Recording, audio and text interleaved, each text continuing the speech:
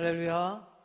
오늘 우리 성공 아카데미에 나오신 성도님들 주님의 이름으로 사랑하고 축복합니다.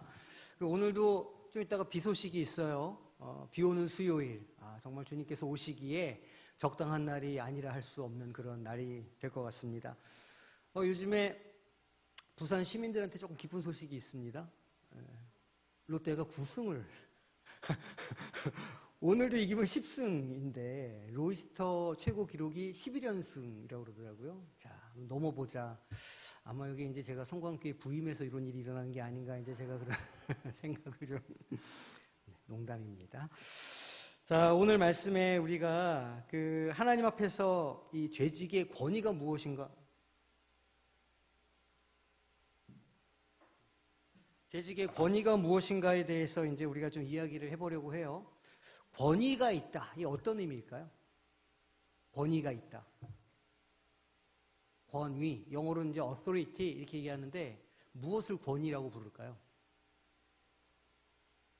일종의 자격을 말하는 겁니다. 무엇인가를 할 수 있는 자격. 예를 들면 이제 어저께 우리 노인복지관이 아니죠. 청학 일동 사무소에서 이제 경로잔치를 저희 식당에서 했어요. 꽤 많은 분들이 오셔가지고 아주 복작복작되고 이렇게 했었습니다. 근데 이제 그 한쪽 자리에 그 내빈석이 따로 마련되어 있었다는 거 아닙니까? 그 내빈에 앉으려면 내빈에 뭐가 있어야 될까요? 권위가 있어야 되는 거예요. 제가 보란 듯이 그 내빈 자리에 딱 앉았습니다. 제 오른쪽 옆에 우리 구청장님 앉으셨고, 그 옆에 더불어민주당 위원장님 앉으셨고, 그 맞은편에 이제 우리 구의원님 앉으셨고, 하여튼 뭐 이런 식으로 이제 그 권위라는 것은 무엇인가를 할 수 있는 자격, 뭐 이 정도라고 생각하시면 될 것 같아요. 그래서 사람이 권위가 있다 하는 것은 무엇인가 할 수 있는 힘이 있고 능력이 있다. 또 그만큼의 권한과 책임이 있다. 이제 이런 의미입니다. 권한이라는 것은. 그런데 재직에게도 권위가 있다는 거예요. 재직에게도 어떤 그런 하나님께서 주시는 권세와 능력, 또 그만큼의 책임감도 이렇게 있다는 것이죠. 그래서 오늘 우리가 재직의 권위가 도대체 어떤 것인가에 대해서 좀 나눠보려고 해요. 이 조금 좀 헷갈리고 아이러니할 수 있는데, 예수님께서 그렇게 말씀하셨죠. 누구든지 섬김을 받고 싶으면 그러면 어떻게 하라고 그랬나요? 섬기는 자가 되어야 한다 이렇게 말씀하셨어요. 사실은 조금 앞뒤가 안 맞는 말이죠. 왜냐하면 섬김을 받는 사람은 섬김을 받는 사람이고 섬기는 사람은 섬기는 사람이기 때문이에요. 근데 주님께서는 그 둘을 딱 합쳐 놓으셨어요. 그래서 그 의미를 풍성하게도 하시기도 하지만 의미를 굉장히 헷갈리게 만들어 놓기도 하셨다는 거예요. 모든 사람의 종이 되어야 하면서 동시에 교회의 어떤 문제들을 지도하고 교육하는 사람이 결국은 재직이라는 거죠. 그러니까 한편으로는 앞에 있는 사람이기도 하면서 한편으로는 밑에서 섬기는 사람이기도 한 것이 재직이고 그것을 재직의 권위라고 할 수 있다는 거예요. 교회의 역사 처음부터 예수님은 하나님의 나라에서의 어떤 이 재직의 어떤 그런 그 리더십은 세상에서 볼 수 있는 것과 달라야 한다고 일관적으로 가르치셨어요. 다스림 대신에 섬김의 모습이 있어야 한다. 이제 이런 말씀이셨거든요. 그래서 오늘 우리가 말씀을 보면서 그것이 어떻게 좀 차이가 있고 또 어떻게 우리가 분별할 수 있는지를 좀 나누기를 원합니다. 혹시 권위주의와 권위를 구별할 수 있으세요? 권위주의와 권위. 어떤 사람의 권위가 어떻게 세워질까요? 목사의 권위, 재직의 권위, 집사의 권위, 장로의 권위, 권사의 권위가 어떻게 세워질까요? 첫 번째는 그 조직에서 감투를 주는 거예요. 교회에서 목사를 세우고 장로를 세우고 권사를 세우고 집사를 세우는 것처럼 어떤 조직에서 감투를 씌워주는 겁니다. 그러면 어떤 그런 권한이 생기죠. 권위가 생겨요. 하지만 그 조직이 준 감투는 진정한 의미의 권위는 아니에요. 왜냐하면 권위라는 것은 사람들이 그것을 인정해 줄 때 힘을 발휘하거든요. 그러니까 저를 이제 담임 목사로 세워주셨는데 저를 담임 목사로 여겨주시고 담임 목사로 이렇게 봐주어야 제가 담임 목사가 될 수 있는 거예요.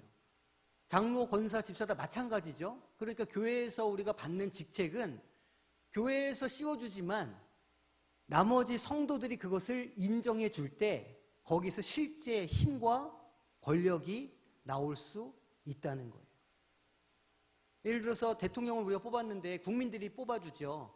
그런데 우리나라 선거 제도는 그 딱 과반으로 처리를 하니까 예를 들어서 100명이 살고 있는데 한 60명 정도가 투표했다고 치고 60명 중에 31표 넘으면 당선되는 거잖아요. 이게 이제 우리 대의민주주의인데 그러다 보니까 나머지 반 정도의 의견은 거의 받아들여지지 않는 그런 문제점이 있다는 거예요. 그러니까 이제 갈등이 심해지죠. 그런 조직인 경우에 더더욱이나 그래요. 그러니까 교회에서 임명을 했다고 하더라도 대중적인 지지나 어떤 인정을 받지 못하는 리더십은 그 권위가 실은 약하다 혹은 없다 이렇게 말할 수도 있는 겁니다. 그러니까 권위는 어디서 올까요? 그렇게 따져보면 감투는 씌워주지만 그 알맹이는 어디서 오는 것일까요? 네, 그 공동체에서 오는 거예요. 공동체에서 그 사람이 무엇을 보고 권위를 세워줄까요? 단지 직책이 있다고 해서 그 권위를 세워줄까요? 맞아요. 삶. 그러니까 그 사람이 그만한 직책에 있을 만한 어떤 인격적인 혹은 영적인 그런 모습이 거기 있는가를 보고 저 사람은 맞아. 저걸 할 만한 사람이야 라고 인정이 되면 그때부터는 그 사람이 나에게는 권위 있는 사람으로 되는 거예요. 그런 자격이 주어지는 것이죠. 그러니까 권위는 직책에서 오는 게 아닙니다. 권위는 그 직책의 알맹이를 갖기 위해서 최선을 다하고 충실하게 노력하는 그 사람의 삶의 모습에서 신앙의 모습에서 나오는 거예요. 그래 권위는 입으로 선포되는 게 아니겠죠. 권위는 내가 말한다고 해서 세워지는 것도 아니고 권위는 내가 막 폭력을 행사한다고 해서 세워지는 것도 아니에요.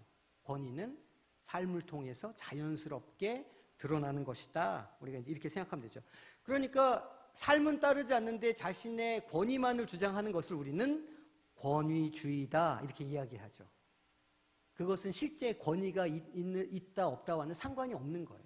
그거는 본인 스스로가 권위가 있는 척, 진짜인 척 이렇게 하는 것일 뿐인 것이죠. 그런 걸 보고 우리는 권위주의라 이렇게 비판적으로 말할 수가 있는 겁니다. 재직에게 권위가 있다고 말씀드렸는데 거기에 적용을 해보면 그 재직의 권위도 어디서 올까요? 결국은 그러면 공동체의 평가에서 오는 것이라 할 수 있어요. 무서운 얘기죠. 단지 우리가 이 임직을 받았다고 해서 그런 자격이 생기는 게 아니라는 거예요. 그건 시작일 뿐이죠. 훨씬 더 성숙해 가야 하는 과정이 그 이후에 있고 또 그것을 잘 감당할 때 비로소 권위가 생기기 시작한다고 하는 중요한 이야기를 먼저 드리면서 오늘 이제 한번 교제를 시작해 보겠습니다. PPT 띄워주세요.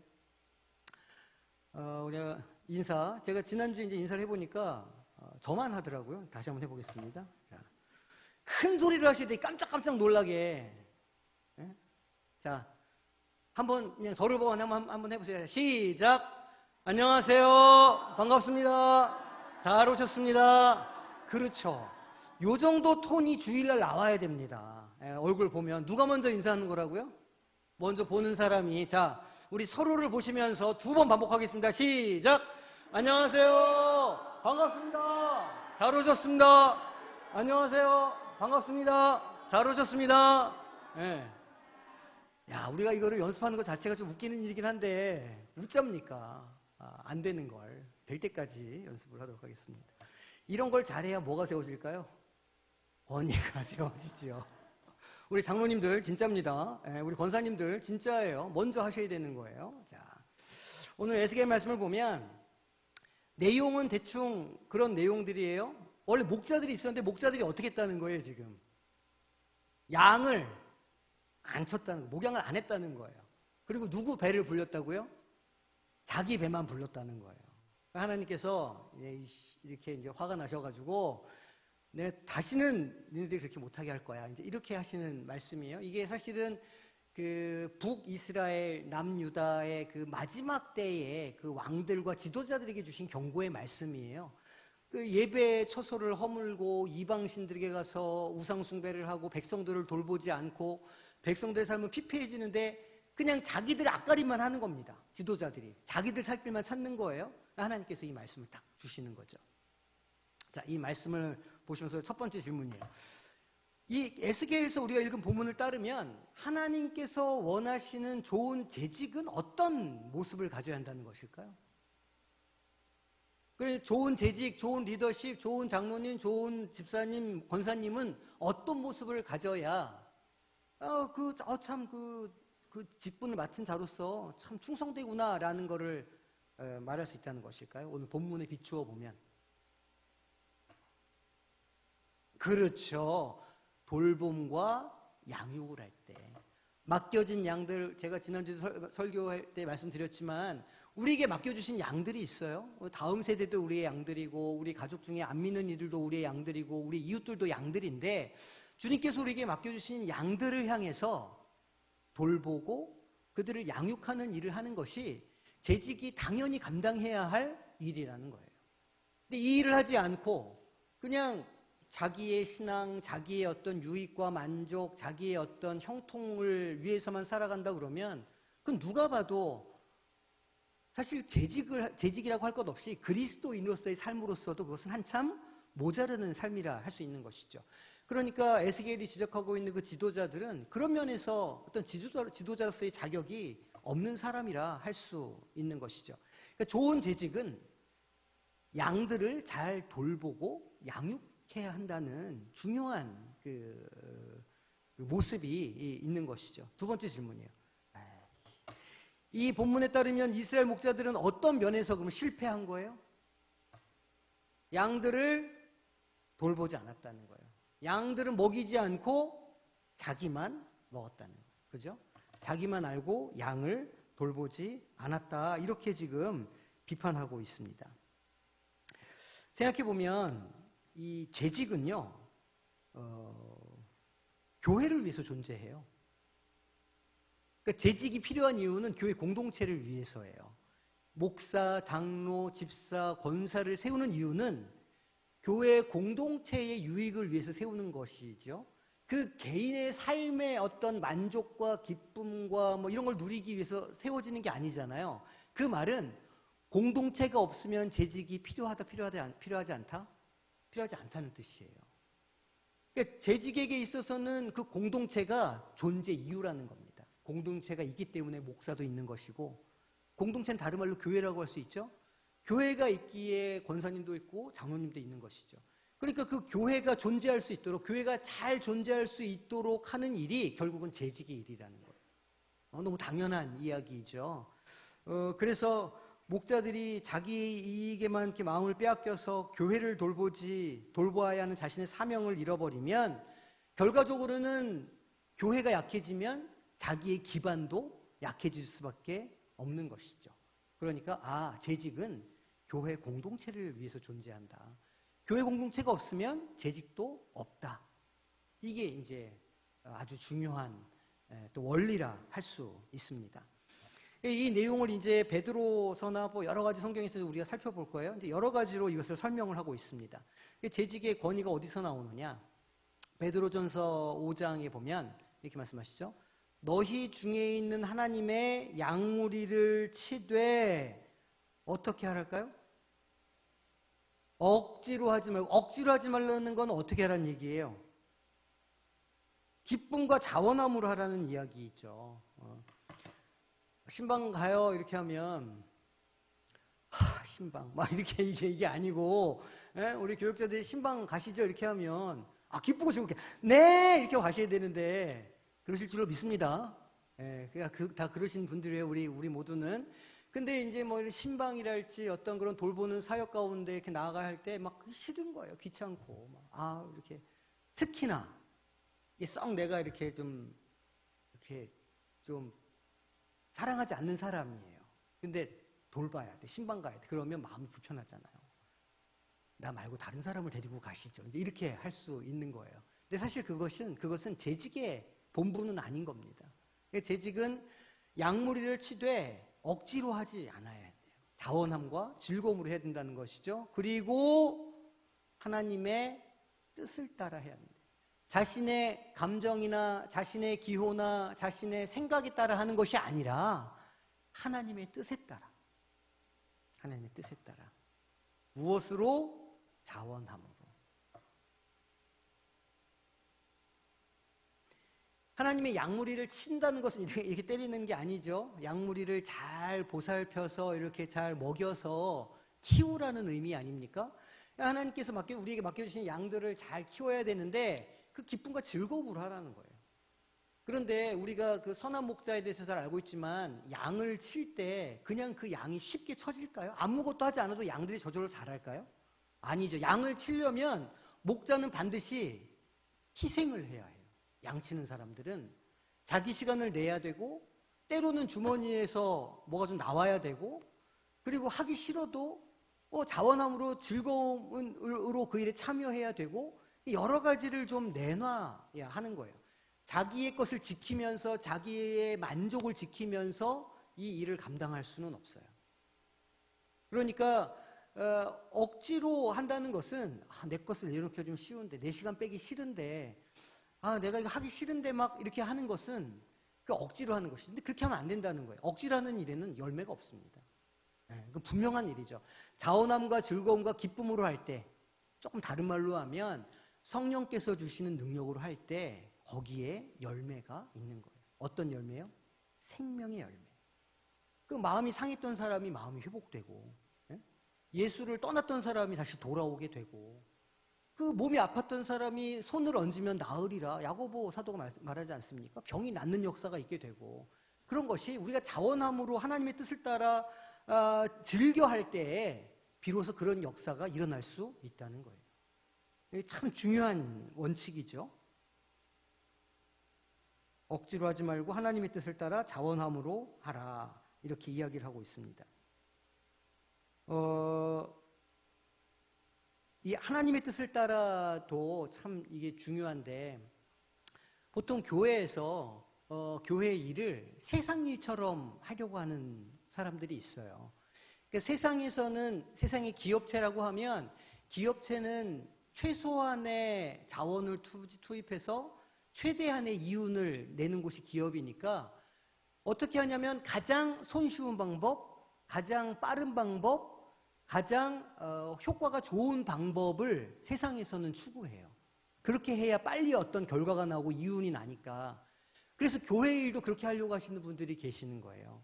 우리가 이제 이거를 다 그렇지는 않으니까 이렇게 비판할 건 아니지만 한 가지 예를 들어보면 이제 코로나 끝나고 많은 교회들이 뭘 합니까? 전도 행사를 열심히 해요. 그래서 전도 폭발도 하고 또 무슨 아니 뭐 여러 가지 이렇게 하시는 거를 보는 거예요. 근데 사실은 그 전도 그 방법이 가장 빠르게 손쉽게 눈으로 볼 수 있는 결과를 내는 방법이라는 거예요. 왜냐하면 성도들한테 2명, 3명씩 태신자 다 받고 제가 그거 해봤을까요? 안 해봤을까요? 부교육자 시절에? 엄청 해봤죠. 세미나도 여러 번 다녔어요. 그래서 저희도 하라 그러면 일주일 내에 그 프로그램을 싹 만들어가지고 바로 시작할 수 있습니다. 근데 제 생각에는 진짜 전도는 그런 게 아닌 것 같아요. 왜냐면 그렇게 해서 많이 전도를 했는데 다 어디 갔을까요? 그 안에 복음이 심겨지지 않고 자라지 않으니까 길바닥에 떨어진 씨앗과 같은 거예요. 자라지를 않아요. 금방 다 말라 죽어버리는 거예요.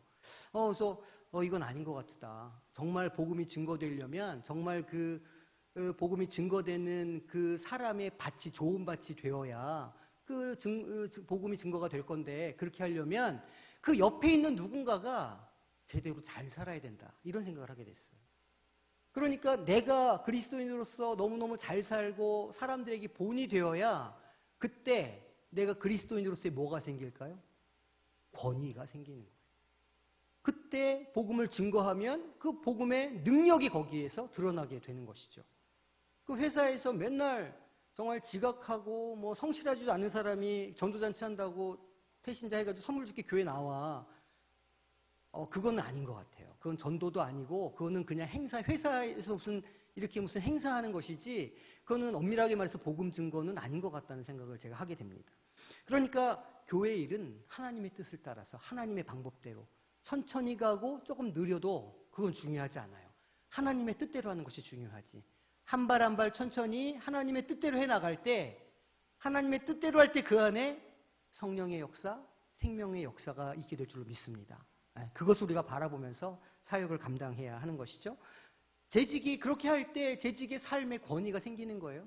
입술에도 권위가 생기고. 자, 두 번째. 베드로전서 5장 5절엔 이렇게 말해요. 어떤 사람들이 지금 권유하냐면 젊은 자들아 이 시절에는 평균 수명이 50세에서 60세 이르던 시절이에요. 그것도 못 살아서 보통 50세 넘어가면 다 죽던 그런 시절입니다. 2000년 전이니까. 그러니까 여기서 말하는 젊은이들과 오늘날 말하는 젊은이는 굉장히 좀 차이가 있어요. 여기서 말하는 젊은이들은 진짜 청년들, 이렇게 갓 성인이 되려고 하는 아이들, 이런 아이들을 젊은 자들이라고 말하는 거예요. 지금의 우리의 시선으로 좀 이 말씀을 좀 이렇게 한번 이렇게 걸러서 들어보면 지금 우리의 젊은 세대, 우리 그 목장 중에 15, 16, 17, 18 이 정도 되는 목장에 있는, 그러니까 우리의 자녀 세대들이 이 젊은 세대라고 할 수 있어요. 이 젊은 자들에게 이야기하는 거예요. 장로들에게 순종하고 다 서로 무엇으로? 겸손으로 허리를 동이라. 왜냐하면 젊은 사람들은 뭐가 있습니까? 치기가 있고 열정이 있잖아요. 그러니까 자꾸 뛰어들고 막 새로운 일을 시도하고 이렇게 하려고 해요. 그런데 그 장로들, 그러니까 어른들의 눈으로 보기에는 실수가 보일 수 있잖아요. 약간 허점도 보일 수 있고. 그러니까 이제 젊은이들에게는 지혜가 필요하고, 우리 장로들에게는, 여기서 말하는 장로는 이제 나이 드신 분들, 교회, 기성세대들, 기성세대에게는 지혜가 있는 거예요. 지혜가 없고, 이 기성세대에게는 뭐가 없냐면 열정이 적어요. 그러니까 이 젊은이들 열정만 가지고도 교회 일이 되지 않고, 우리 그 시니어들의 지혜만 가지고도 교회 일이 되지 않는 거예요. 여기에는 그 두 가지가 다 있어야 하는 것이죠.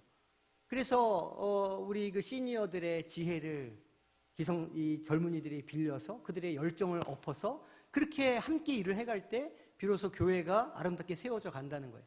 그런 면에서 우리 재직들은 그런 것들을 관심을 좀 가져줘야 하는 것이죠. 그러니까 교회에서 어떤 일을 한다 그럴 때 그거를 질서를 좀 잘 살펴야 되는 거예요. 이게 예를 들어서 당내에서의 잘 의결은 잘 된 상황인가, 각 위원회에서 이런 상황들에서 알고 있는가, 어떻게 판단하고 있는가, 또 밑에서 실행하는 사람들은 이것을 어떻게 실행해야 이것이 하나님의 그 나라를 잘 세워가는 것인가, 이것들을 고민해 가면서 서로 대화하고 협력하고 계획하에 이렇게 일을 진행해야 교회가 세워져 간다는 것이죠. 그래서 그것을 지금 겸손이라고 표현하고 있어요. 하나님은 교만한 자를 대적하신다. 하나님이 진짜 시원하신 게 교만한 거거든요. 여기서 말하는 교만은 정확하게 말하면 무엇일까요? 하나님의 뜻이 아니라 자기 생각대로 하는 걸 교만이라고 불러요. 교만의 정의는 하나님보다 앞서는 거예요. 사울왕은 우리 새벽에서 보고 있지만 다윗과 사울을 비교해보면 다윗은 하나님 앞에서 겸손했지만 사울은 교만했죠. 하나님께서 사울은 패하시고 다윗을 선택하셨어요. 그게 다윗을 선택하신 이유 아닙니까? 마찬가지죠. 재직들도 겸손해야 되는 거예요. 하나님께서 싫어하시는 교만의 모습을 가지면 안 된다는 거죠. 겸손한, 주여. 저 이거 좀 다시 좀 해주세요. 제가 뭘 잘못 눌렀나 봐요.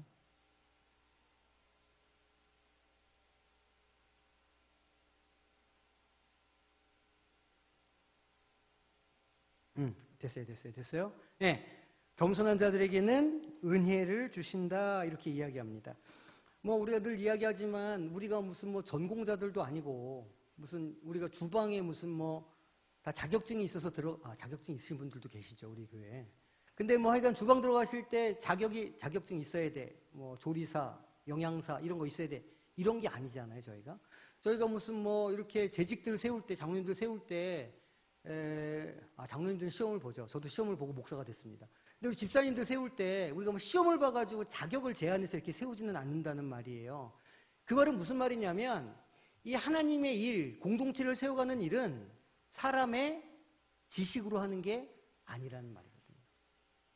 이 사람의 힘과 사람의 능력으로 하는 게 아니라는 거예요. 그러니까 이거를 우리의 힘과 우리의 능력으로 감당하려고 이렇게 머리를 쓰고 막 이렇게 뭔가를 짜내는 순간 우리가 뭐 하게 되는 거예요? 교만하게 되는 거예요. 그러니까 우리가 늘 주님 앞에 구해야 할 것은 은혜죠. 이걸 감당할 수 있는 은혜를 주십시오. 이걸 감당할 수 있는 재정을 좀 허락해 주십시오, 하나님. 이것을 감당할 수 있는 여건을 좀 허락하여 주십시오. 알 바를 알지 못합니다. 지혜를 주셔서 이것을 할 수 있게 해주세요. 이렇게 주님 앞에 겸손하게 나아가서 은혜를 구하고 성령 충만을 구하면서 나아갈 때 성령께서 우리 안에서 역사하셔서 교회 일이 되게 해주시는 거예요. 이 굉장히 중요하죠.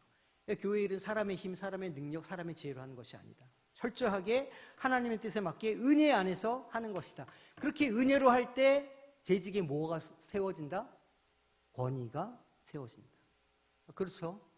맨날 기도하면서 말씀 보면서 무엇인가를 하는 재직에게 아무래도 더 신뢰가 가고 그것이 더 모범이 되는 것이겠죠. 너무 당연한 이야기입니다. 세 번째 말씀은 히브리서 말씀이에요. 너희를 인도하는 자들에게 순종하고 복종하라. 그들은 너희 영혼을 위하여 경성하기를. 이 경성한다는 게 무슨 뜻인가요? 깨어있다는 뜻이에요. 딱 깨어있는다는 뜻이에요. 그 영혼을 위해서 깨어서 살피고, 목자가 밤에 양들 잔다고 목자도 잘 수는 없잖아요. 목자는 양을 지켜야죠. 여기서 양을 지킨다는 것은 두 가지인데, 하나는 양들이 이탈하지 않도록 길을 헤매는 양이 없도록 그 양을 지키는 일이고, 둘째는 외부로부터의 위협을 지키는 거예요. 누가 와요, 바깥에서? 늑대, 도둑들이 오잖아요. 그거를 목자가 지켜야 되는 거예요. 그러니까 목자는 밤에 불침번을 서야 돼요. 잘 수가 없죠. 경성해 있어야 하는 거예요. 영적인 의미로 해석을 해보면 우리가 우리에게 맡겨진 재직으로서의 역할을 감당할 때에 우리가 영적으로 뭐 있어야 된다는 거예요? 깨어 있어야 된다는 뜻이에요. 영적으로 예민해가지고 분별의 은사가 있어야 된다는 거예요. 이것은 하나님의 일이다. 이것은 사탄 마귀의 역사다. 이거를 구분할 줄 알아야 하나님의 일을 감당하지 않겠습니까, 우리가? 그러니까 분별의 능력이 있어야 되는 거죠. 그러니까 너의 영혼을 위해서 경성하는 사람이 재직이에요. 자신들이 청산할 자 같이 한다, 이렇게 이야기를 해요. 그리고 또 무엇으로 해요? 그들로 하여금 즐거움으로 이것을 하게 하고, 무엇하지? 근심하게 하지 말게 해라, 이런 얘기예요. 지금 이 히브리서 말씀은 우리 평신도들에게 주시는 말씀이죠. 그 재직들에게, 그 리더십들에게 순종해라. 그 리더십들이 그 평신도들, 당신들을 위해서 늘 영적으로 깨어서 기도하고 당신들을 보호하기 위해서 애쓰는 사람들이다는 거예요. 그러니까 그것을 하는 사람들이 즐겁게 그것을 감당할 수 있도록 네가 잘 도와주고, 걱정하지 말게 해라. 이제 그런 이야기이죠. 그렇게 해야 유익이 있게 될 것이라, 이런 이야기입니다. 여기 보면 이제 너희 영혼을 위하여 경성하기를 자신들이 청산할 자 같이 한다, 이렇게 말하고 있어요. 우리가 집사라는 명칭에 대해서 제가 설명할 때 그게 그 헬라어로 오이코노스라고 설명드렸어요. 기억나십니까? 아닌데, 디아코노스라고 설명드렸는데, 디아코노스라고 설명드렸죠. 디아코노스는 섬기는 자, 이런 뜻이고, 영어로 하면 서버예요. 서버. 요즘 식당 가면 서버도 있죠. 테이블마다 이렇게 이제 그 식당 시중 드는 직원을 우리가 보통 서버라고 부르잖아요. 그러니까 정확하게 말하자면 이 디아코노스는 이 밥 먹을 때 식탁에서 시중 드는 사람을 로마 사람들이 칭할 때 쓰는 명칭입니다. 그러니까 영적인 식사를 할 때, 우리에게 맡겨진 양들이 영적인 식사를 해야 할 때 그 식사 자리를 서빙하는 사람, 이 사람들이 디아코노스인 거예요. 그게 섬기는 사람의 본분인 거예요. 조금 이해가 더 잘 되시죠? 그러니까 우리에게 맡겨진 우리 목장원들이, 혹은 우리 뭐 세신자가, 아니면 우리 그 자녀들이 영적인 식사를 자꾸 먹어서 자라야 되잖아요. 그 변하고 성장해야 되는데 그 영적인 식사를 잘할 수 있도록 서빙을 잘 해주는 것이 재직의 역할이라. 이렇게 이제 이해하시면 훨씬 더 쉽게 그 본질이 이해가 되실 겁니다. 그렇게 이제 이해를 하시면 돼요. 자, 마지막이 아니죠. 네 번째는 어디 말씀이냐면 바울 사도의 이야기예요. 디모데전서. 잘 다스리는 장로들은 배나 존경할 자로 알아라는 거예요. 특히 말씀과 가르침에 수고하는 이들에게는 더욱 그렇게 하라는 것이죠. 이번 주에 이제 나눌 말씀인데 이 베드로 사도는 그 교회 성도들에게 어떤 권면을 하냐면 신령한 젖을 사모하라 이렇게 이야기합니다. 그리고 그 젖을 맛보아 알지어다 이렇게 이야기하는 거예요. 그러니까 이게 이제 어떤 의미냐면 이 말씀을 먼저 경험해 본 사람이 그 신령한 젖을 먹어보니 그것이 나에게 정말 유익이 되고 내 발의 등이요 꿀 같다 이거를 깨달은 사람들은 그 말씀을 증거하는 삶을 살 수밖에 없지 않습니까? 그 맛을 먼저 봤으니 누군가에게 그 맛을 소개시켜 주는 거예요. 내가 그 식당 내가 매운탕 먹어봤는데 끝내줘. 제가 아는 매운탕 집이 하나 있거든요. 저기 연근해라고 그 남포동 국제시장 옆에 대신동 가는 길에 있는 그 매운탕 집인데 그 우럭 매운탕이에요. 우럭이 한 마리가 딱 들어갑니다. 그 좀 큰 우럭이 들어온 날은 좀 이렇게 우럭 대가리랑 꼬리가 이렇게 싹 그릇 위로 올라와요. 그 매운탕이 굉장히 맛있습니다. 김중국 목사님 그렇죠? 같이 먹어봤으니까 알지. 제가 저한테 말씀해 주시면요, 제가 같이 가가지고 제가 좀 대접을 해드릴게요. 제가 서울에서 이렇게 우리 부모님들 오시거나 손님이 오면 제가 그 집을 꼭 데리고 가거든요. 그럼 이제 우럭 한 마리가 쫙 들어있는 걸 보고 깜짝 놀래요. 야, 이게 우럭 매운탕이구나 이렇게.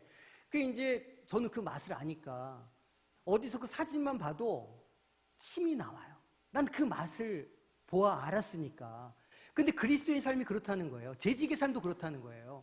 우리가 그 맛을 보아서 안 사람이기에 우리는 그것만 십자가만 봐도 눈물이 흐르고 하나님의 성경만 딱 열어도 막 회개가 나오기에 그 맛을 보았기에 우리도 누군가에게 그 맛을 전해주는 사람이라는 거예요.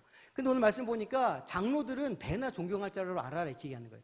지금 여기서 말하는 장로는 지금으로 말하자면 안수받은 장로님들, 말씀을 전하는 장로와 치리를 담당하는 장로, 우리 장로님들, 요 장로들을 말합니다.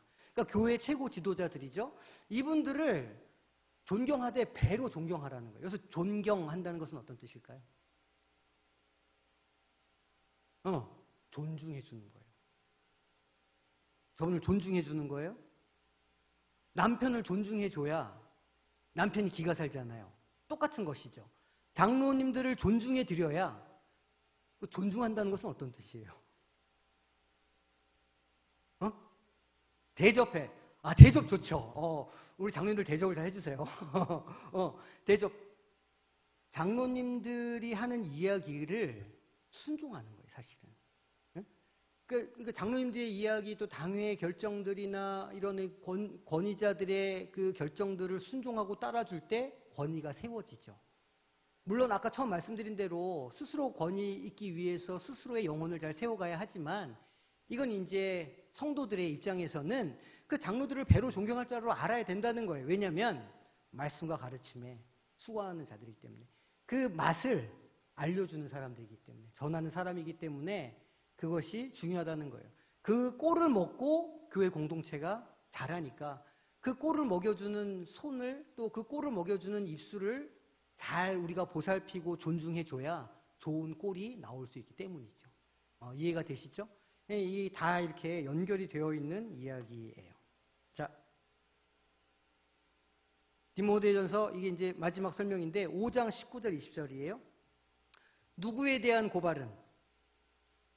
장로에 대한 고발은 그러니까 이게 이제 재직들도 마찬가지인데 교회 안에서 갈등이 생기고 문제가 생기면 이것을 스스로 해결하는 게 제일 좋아요. 사랑으로 권면하고 용서하고 용납해서 덮어주는 게 제일 좋습니다. 그런데 그게 안 될 수도 있잖아요.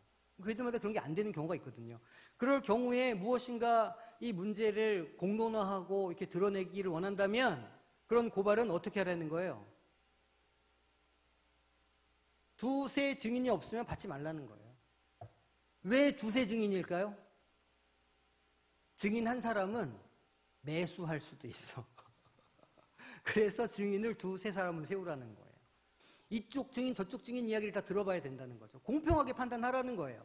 두세 증인이 없으면 받아주지 말아라. 알아서 해결하도록 해라. 이렇게 이야기를 하는 거죠. 우리 그 총회법에 보면 우리 총회 헌법이 있거든요. 헌법에 이제 이 치리에 관한 법들이 있는데 여기에다 기초해가지고 그 법들이 세워져 있어요. 교회법들은. 범죄한 자들을 모든 사람 앞에서 뭐 하라고요? 꾸짖어서.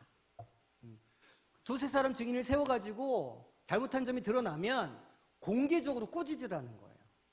지위 여하를 막론하고 꾸짖어서 견책해서 그런 잘못이 다시는 발생하지 않도록 공동체에서 단도리를 잘 해야 된다는 거죠. 이 쉽지 않은 일이에요, 교회에서. 이거 한번 하면 교회가 난리가 납니다. 막 재판하고 막.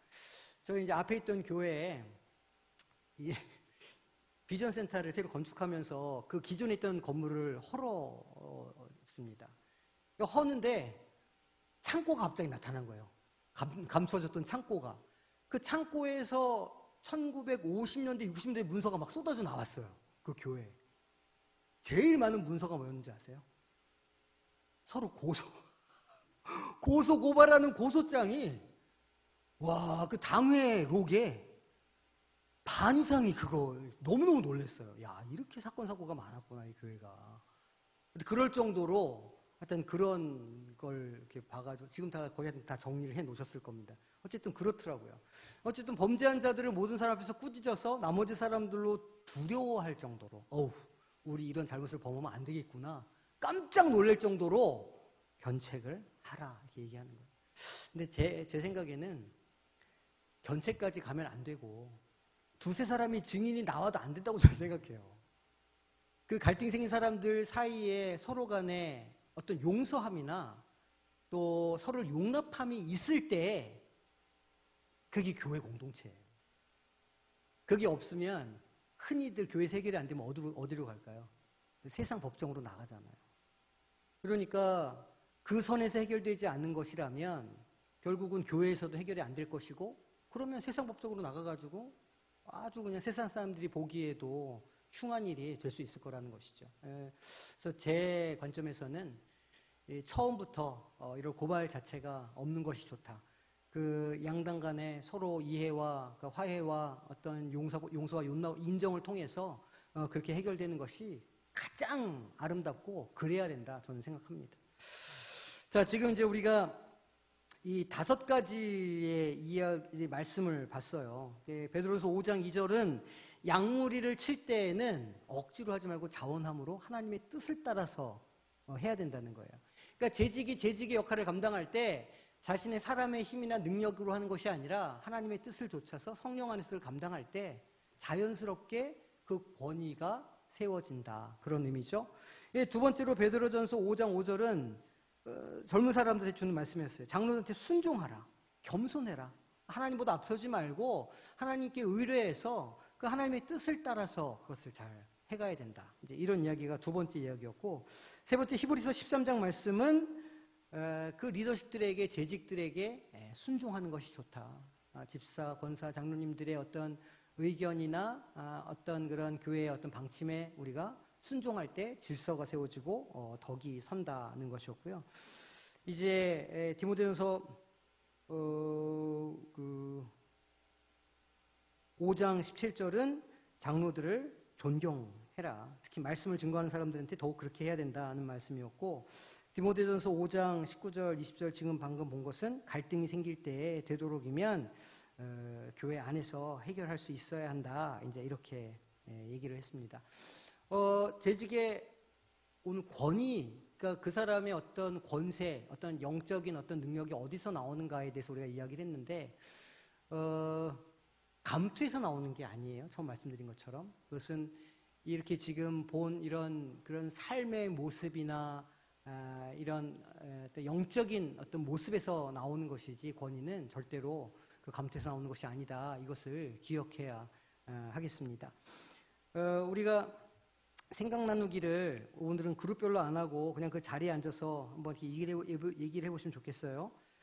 재직이, 그러니까 내가 지금 이 성경이 말하고 있는 좋은 목자, 그러니까 에스겔에서 비판하고 있는 그런 목자가 안 되려면, 내가 좋은 목자, 선한 목자가 되려면 내가 무엇을 해야 할까? 지금 잠깐 한번 생각해 보세요.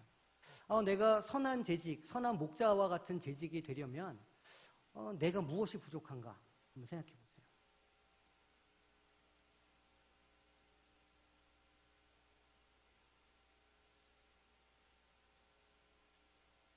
그럼 말씀을 드려야 되냐고요? 지금 생각 중에 좀 얘기를 좀 들어봐야 되나 말아야 되나. 아니, 저한테 얘기 안 하셔도 돼. 쓰세요. 나에겐 이게 부족하다. 나는 이런 면들을 조금 좀 이렇게 더 해야 내가 교회의 어른으로 혹은 리더십으로 재직으로 내가 이 직분을 잘 감당할 수 있겠다.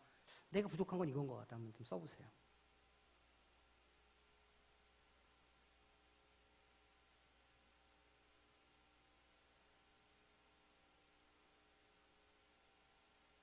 굳이 얘기하고 싶으신 분들은 저한테 카톡으로 보내주시면 제가 응대하겠습니다. 자, 두 번째 질문이에요. 교회에서 재직이 그 권위를 잃어버리게 되는, 존경을 잃어버리게 되는 때는 언제일까? 이유는 무엇일까?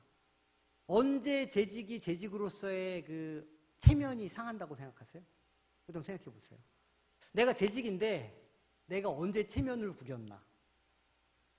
내가 언제 하나님 앞에 부끄러웠나? 내가 재직으로서. 생각해 보세요.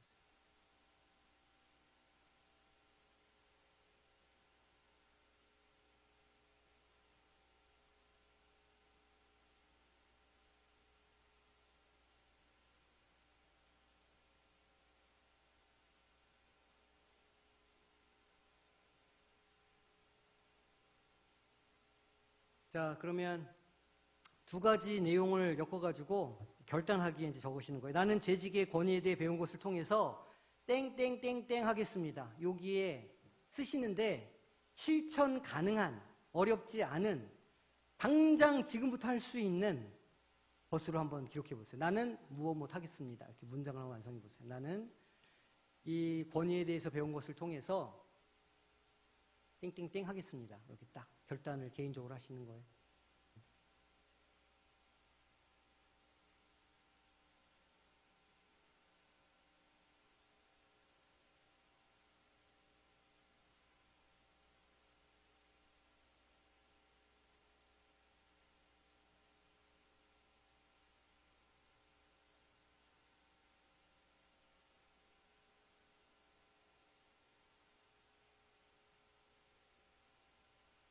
이 반성문 적는 게 아니니까 분위기가 되게 뭔가 침울해요. 되게 회개할 게 많은가 봐. 그러려고 시키는 건 아니니까. 자원함과 기쁨으로 쓰시기 바랍니다. 억지로 막 목소리 쓰라고 그런다 막 억지로 쓰고 막 이런 거 말고 자원함과 기쁨으로 쓰시고. 마무리를 좀 하겠습니다. 하나님을 믿는 사람들, 성도에게는 성도의 특권이 있습니다. 이제 제가 이제 맨날 하는 이야기잖아요. 예수님 권세, 예수님 권세, 예수님 권세, 내 권세. 주님의 권세가 우리한테 있다는 거예요. 그게 믿는 자들의 권위죠. 세상 사람들은 알지 못하는. 그리고 이렇게 교회 공동체로 함께 세워주실 때 어떤 직분을 주시고 역할을 주셔서 공동체를 잘 세워갈 수 있도록 무엇인가 우리에게 이렇게 주셨는데 당연히 그것을 잘할 수 있도록 하나님께서는 성령을 우리에게 부어 주실 거예요. 왜냐하면 하나님도 우리에게 능력이 없다는 걸 아십니다. 하지만 그렇게 모나고 미련하고 바보 같고 어리석은 것들을 택해서 강한 것들을 부끄럽게 하시는 분이 하나님이신 거예요. 그러니까 하나님의 능력에 우리가 매달려야 되죠. 하나님의 손에 붙잡혀야 돼요. 하나님의 손에 붙잡힐 때 우리 안에서 진정한 권위가 드러나기 시작해요. 재직이 재직다워지는 거죠. 우리 교회 재직들 너무 멋있어. 우리 교회 재직들 영성이 아주 충만해. 이렇게 얘기할 수가 있는 거예요. 여기 다 우리가 재직 혹은 재직이었거나 앞으로 재직을 할 사람들인데 우리가 하나님 앞에서 이렇게 하나님의 손에 붙들리는 사람이 되어야, 성령 충만한 사람이 되어야 이 권위가 세워지고 하나님의 일을 더 잘 감당하게 될 줄로 믿습니다. 우리 모든 재직들이 하나님의 주시는 성령으로 말미암아서 그 주신 권세를 잘 사용하고 그래서 권위가 세워져서 그 교회가 든든히 세워져 가는데 아주 그 튼튼한 기둥들이 되는 우리 복된 재직들이 되시기를 주님의 이름으로 축원합니다.